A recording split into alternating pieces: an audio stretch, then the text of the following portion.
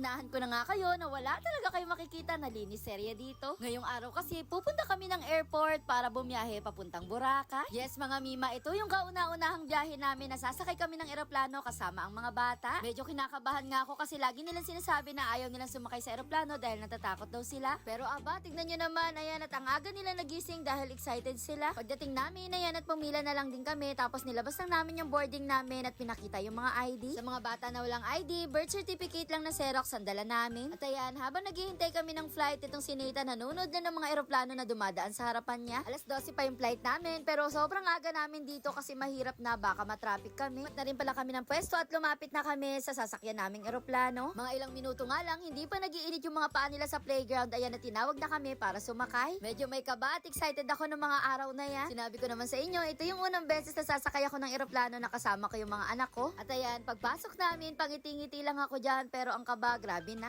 Char. Pero itong si Nathan nga, chill-chill lang at pasilip-silip lang sa bintana. Grabe mga mima, habang umaandar yung eroplano, kinakabahan na talaga ako at parang hindi na nga ako makahinga. Ewan ko ba, inaatake na ata ako ng panic attack ng mga oras na yan. Ako nilalabanan ko lang talaga yung takot ko at hinahawakan ko yung kami ng asawa ko. Ilang minuto lang at ayan, nandito na rin kami sa taas. Nawawala-wala na rin yung nervyos ko kasi nalilibang talaga ako sa ganda ng tanawin. Heto ngang si Nathan, panay sabi na mami I'm scared pero silip pa rin siya ng silip dyan. Aba, sino ba namang hindi mapapasilip kung ganito lang naman kaganda yung makikita mo? Bigla nga niyang kinuha yung cellphone niya at ayan, nagpicture-picture din. Yes, ko pangarap din ata nitong maging vloggeries. Char. Grabe, nawawala talaga yung kaba ko kapag nakikita ko ganito talaga kaganda. Tapos paglingon ko sa kabilang side, ayan yung anak kong isa, pangiti-ngiti lang. Dahil ninervyos nga ang person, kaya ayan, gagamit muna ako ng paborito kong Terra Fafe. Grabe mga mima, nakaka-relax ang amoy nito, napakasarap amoy-amoyin. Yes, ko na paghahalataan ng tumatanda na ang mima. Char. At ayan, bumili din pala ako ng mga makukut-kut nila habang nasa aeroplano para hindi sila magliko. Habang naglalaro nga si Nathan, nagulat pa nga ako dahil nag-announce na malapit na daw kaming lumanding. Grabe, mahigit 20 minutes lang ang nakalipas, heto at papalapit na talaga kami sa Boracay. Aba, makikita mong malapit ka na sa destinasyon kung ganito na kaganda. At ayan, nervyos to the max na naman nung palanding na. Grabe, parang gusto ko nang tumalon sa hagdan sa sobrang saya. Char. Pagkadating namin, may nag-asikaso na rin agad ng sasakyan namin tapos ito nagpalagay lang sila ng sticker. May bagyo at sobrang ulan ng mga nakarang araw, lalo na nga dito sa Boracay pero sobrang saya namin kasi napakainit na ngayon dito. Ilang transfer din yung gagawin namin pero saglit-saglit lang naman. Magbabangka din pala kami, hindi ko nga alam kung anong tawag doon basta malaki siyang bangka. Naghintay lang kami saglit tapos ayan, pinasakay na rin kami agad. Parang 5 to 10 minutes nga lang papunta dito tapos ayan, magbabangka na naman kami. At dahil kakatapos na ng bagyo, ayan medyo mauga-uga pa nga yung dagat,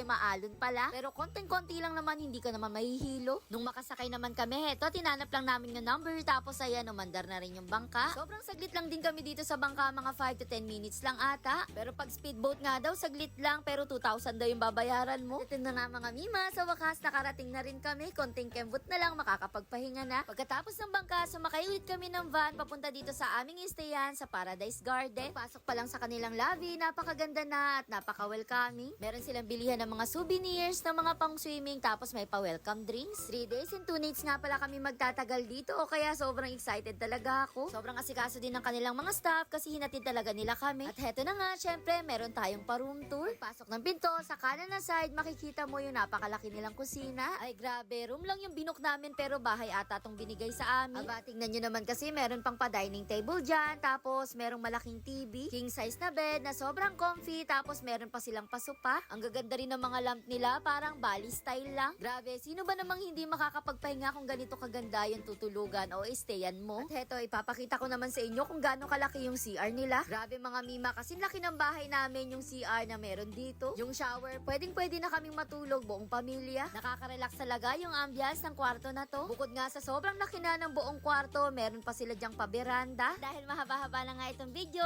panoorin nyo na lang sa aking next mini vlog yung karugtong. See ya mga mare!